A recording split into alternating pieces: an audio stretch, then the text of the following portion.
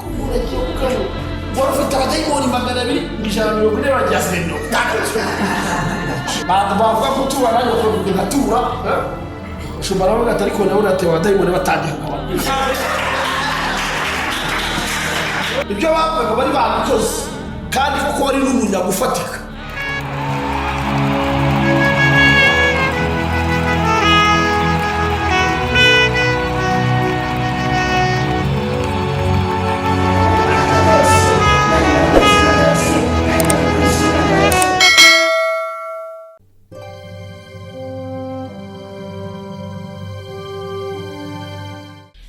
Mana yacu mwizina ry'umwami wacu Yesu Kristo waducunguje umubiri we umubabaro mwinshi cyane atubera urugero rwo kuba successful twakoreye Imana turamushimiye kuri aya maboko turacyari bazima n'ukurimo imbavu ziratera n'umutima uratera ibihabira bimeze neza tumeze neza Mana turagushimiye ikiganiro ni Love Applicable mushomahagaze imbere yacu ibyo atubwira ntabari we umwuka wawe wera akomeze atuganirize mu buryo bwose bwo kunguka by'ubwenge ndetse n'iby'ubumenyi mu izina rya Yesu amen.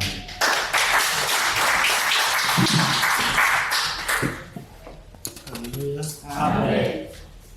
Esashimwe amen.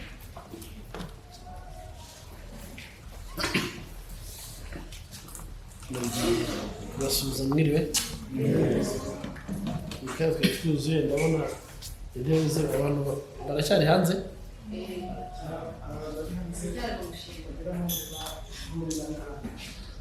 baracyari mu bigo baracyari mu mishinga ariko iriya yari umuntu ku giti cye twatangiye rusange bari kuza muri rusange amen. So ndizera ko Imana yaduhaye kuryoherwa kuko buriya no kuryoherwa biva ku Mana uzagiye umuntu agira ibyo akumva ntibiryoshye kuko nta test kubona umuntu afashe uko ari kujya akoramo ariko umuceri biba byanze ariko niba twawubyanya appetite so icyo ni cy'Imana amen. Turajya kuzoganira ku magambo y'Imana kandi njyewe ndikumva ndi kwishima kwishima kandi namwe nagiye mbira ku maso nkabona harimo utuntu tw'utumwenyu ariko KRISTO tawuriza hamwe biragenda neza. Haleluya.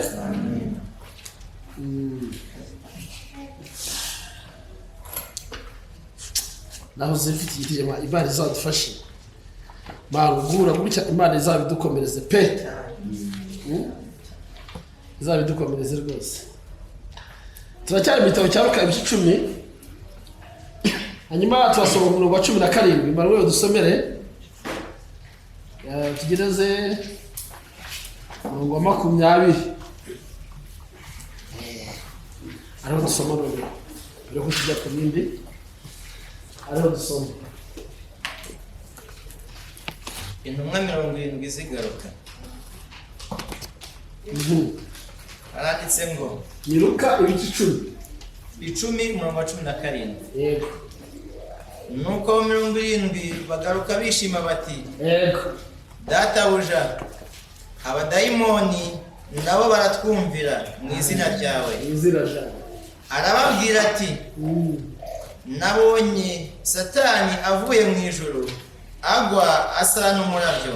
Ariko uyu mugabo bita Yesu atera murari bakurikiye turabumva cyane tangira ku murongo wa 17 nuko 70 bagaruka bishima bagira ngo twinjire mu ruzo turebe tuganire tutaragamo yera muri biye byabo 70 ngo baza bishimye urumva banezerewe komeza bati databuja baraza bati databuja abadayimoni nabo baratwumvira uzi ko abadayimoni ziratwumvira urubizi dayimoni ziratwumvira mwana Petero yirukanye dayimoni 40 12 ziraza abana zirukana zikagenda hagaye nk'izi iyi minsi hano batekirika umuntu agiye kukamu wari ufite abadayimoni 200 140 bageze 50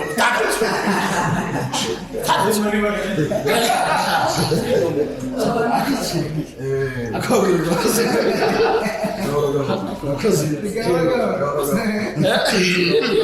abasigaye mu kubatangira ituru Comment tu sais, tu peux ça? Agora, Cade.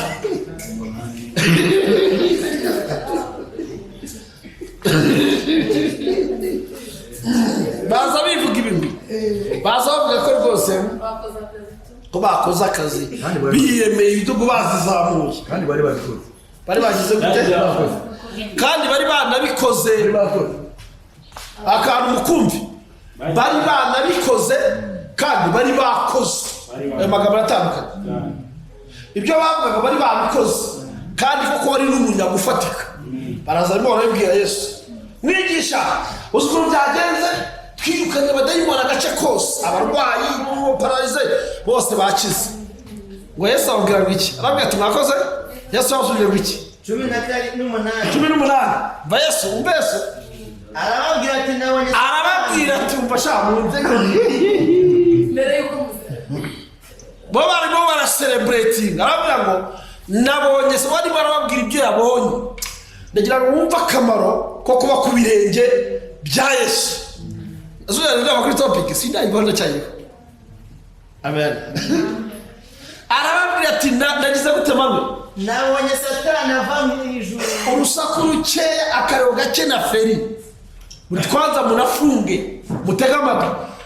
Nabonye Satani ava mu ijuru. Agwa asa n'umurabyo. Agwa mu isi asa n'umurabyo. Dore mbahaye ubutware bwo kujya mukandagira inzoka na sikorupiyo. Dore ariko noneho nimutitaye kuri ibyo ngibyo. Nje mbahaye ubutware niko yavuze Yesu. Bwo gukandagira inzoka n'iki? Abantu bari bakishi byishimo byari bikomeje. Byakamye. Haka urumva ukuntu Yesu ateye. yabamenye amazi Usikwaje tuzamuka Yesu akimena amazi.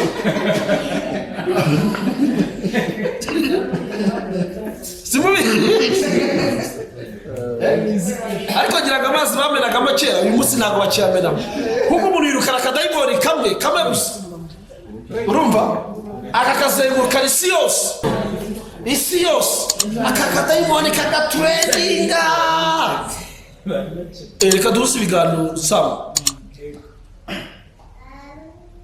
Akadayimoni kamwe gutya gusa kagatrendinga isi yose akakarishaho. Iwacu twirukana abadayimoni rero ibintu bigakomera.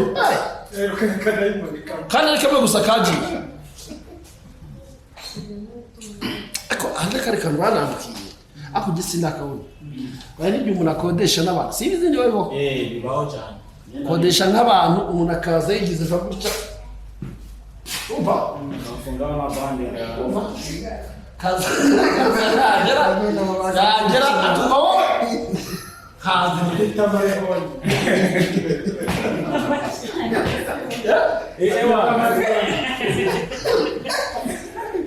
Nawe zikurikiza. urumva agira ati umva wahita yimura udete ntabwo ngo windows ko nyiza ako kantu kakiba abantu amamiliyoni hanze kakayamara ngo baje kureba. Ako babwira niba muzi ijambo Yesu yavuye yamaraga gukora igitangaza ryari yarababwiraga ngo genda ari kugira gute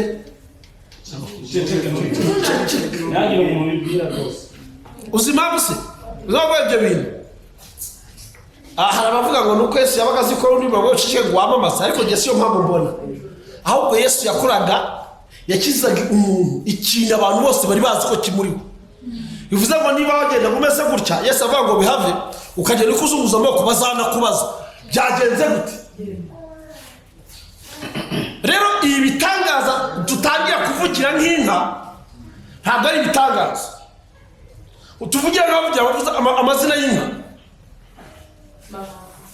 Ibitangaza ujya kuvuga ubwira abandi ukabanza ukabisasa ugace ntabwo ari ibitangaza. Igitangaza cy'ubwacyo kiri cyavuga Yesu ashimwe.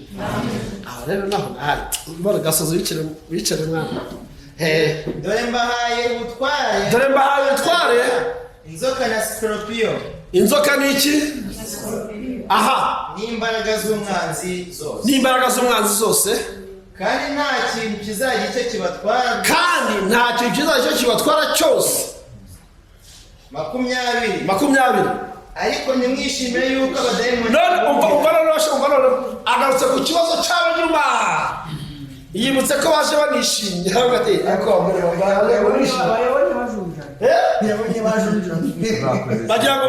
bajyango ntiyabyumvise. Ntabwo ariko nimwishimire ko soma maruko. Ahubwo mwishimire yuko tajya kuri 20. Ntabwo 20. Ariko nimwishimire yuko abadayimoni babumvira. Aha. Ahubwo mwishimire yuko amazina yanyu yanditswe mu ijuru. Imana ivugurisha.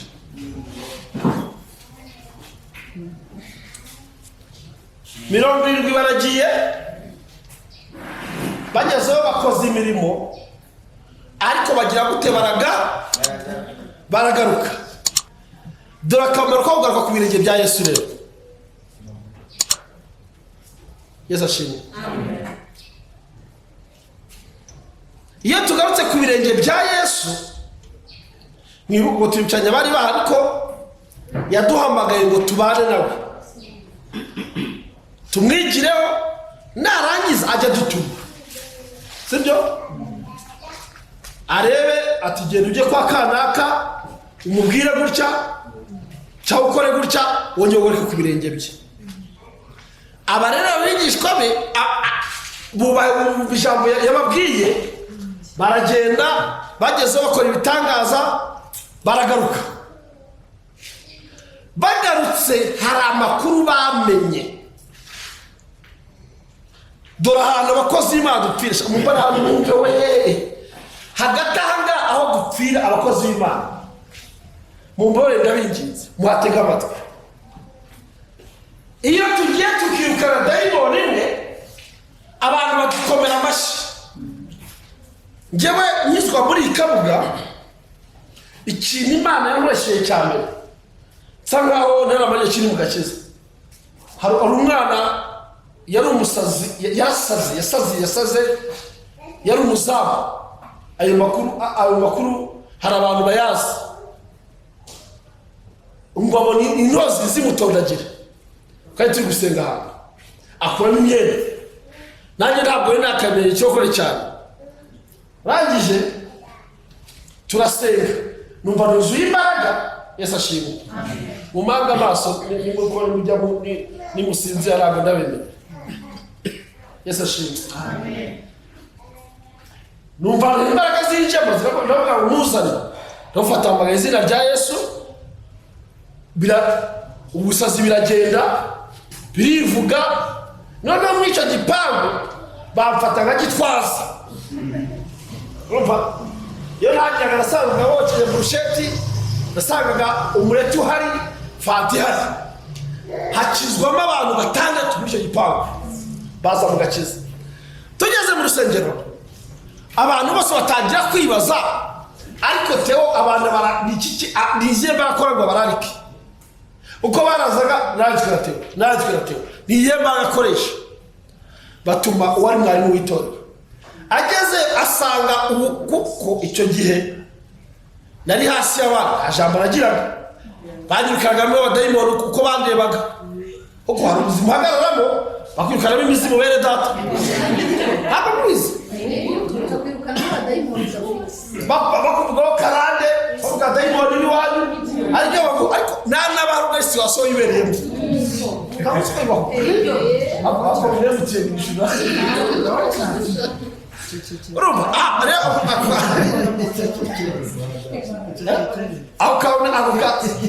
Ako kahita nari ngahagazemo. Imana ishatse kugira ngo imekafe hagati inkoresha icyo kintu igikoreshe muri njyewe. Mwari mageze asanga ahubwo nteye ubwo bo bafata nk'igitwaza ubasuzugura. araza aravuga ati wa mugabo uriya uzi ibintu yakoreye hariya ati aravuga niyo minsi nese mbona akantu kuturaka ngura gakote nza kusengera nsa neza urumva bavuga kutura nanjye bakora ngatura bavuga ufasha umuntu wabyaye nanjye ngakura mu ikofe ushobora bavuga ati ariko nawe uratewe abadayimoni batangiye kugabanuka